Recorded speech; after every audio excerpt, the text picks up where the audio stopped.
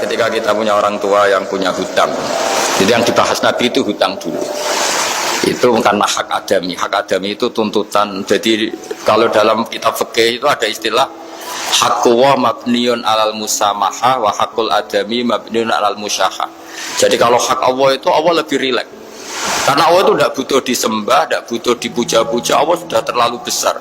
Al-Qayyum sudah besar sendiri. Sehingga Allah itu mudah, ngabaikan haknya itu mudah. Tapi kalau hak adami, bawaan manusia itu kalau hartanya dibawa orang itu ingat terus. Sehingga harus diselesaikan. Maka Nabi kalau mau mensolatkan jenazah tanya punya utang enggak.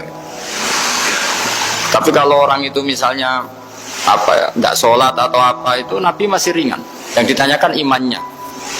Bukan berarti kita nyepelekan sholat enggak. Tapi memang agama ini yang diprioritaskan itu hak adami.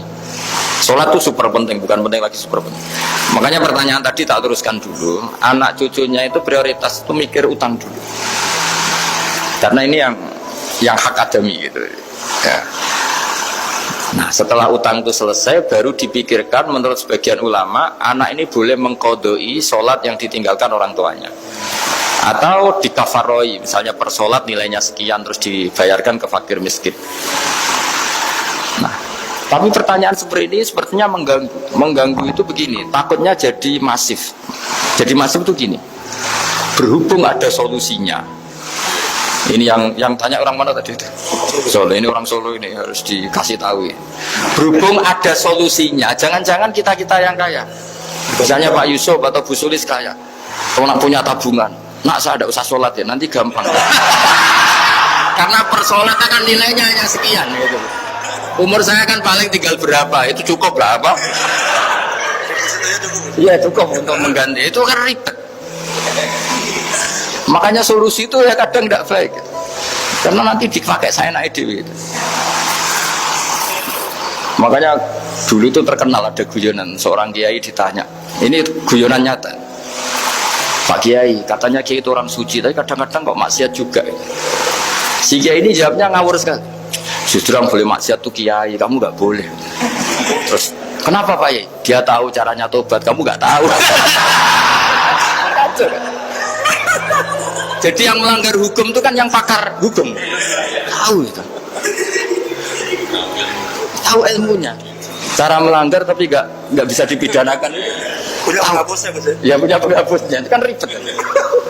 Nah, artinya gini ya, yang orang Solo tadi, kalau kadung terjadi orang tua kita ada sholat, kalau kadung terjadi orang tua kita ada sholat, atau pernah meninggalkan sholat, kita sebagai kiai itu punya cara.